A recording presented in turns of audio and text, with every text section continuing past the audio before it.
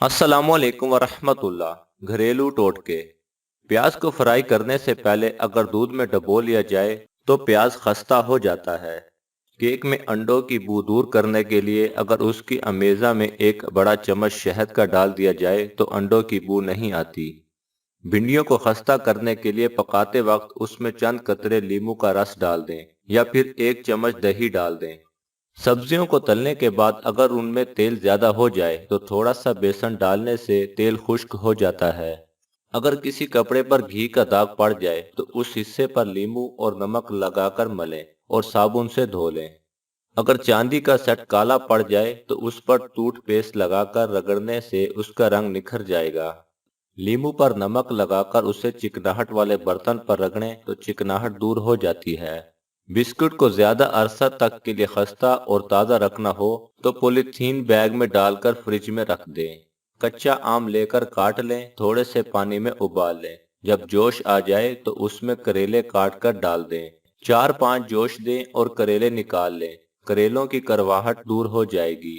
आटा गूंदने की थोड़ी देर बाद उस पर पड़पड़ी आ जाती है। इसके हल के लिए कोई भी प्लास्टिक की थैली लेकर चौकोर काट लें, उसको पानी में गीला कर लें और आटे को ढांप दें।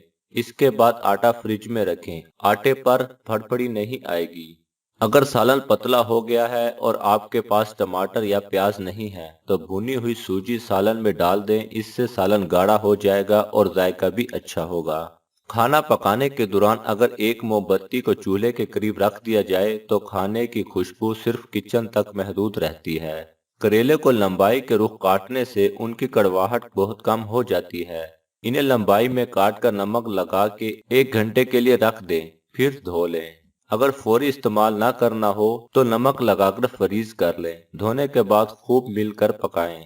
ओवन के बर्तन से दाग उतारने के लिए 2 बड़े चम्मच बोर के वेम में मिला लें और पानी में घोल कर कपड़े से बर्तन पर लगा दें। आधे घंटे बाद कपड़े पर मोम लगाकर अच्छी तरह धो लें, दाग उतर जाएंगे। मछली की बू दूर करने के लिए उसको बगैर धोए नमक लगाकर 2 घंटे के लिए रख दें। फिर आटे से धोकर मसाला लगाएं, मछली की बू खत्म हो जाएगी। नज़ला दूर करने के लिए थोड़े से चने भट्टी में बनवाकर गर्मा गर्म सूंघ लें और पोटली में रखकर पेशानी को सेकें। चने खाएं, उससे नज़ले की शिद्दत कम हो जाती है। लहसुन की चटनी और बेसन की रोटी नज़ला जुकाम में खाएं।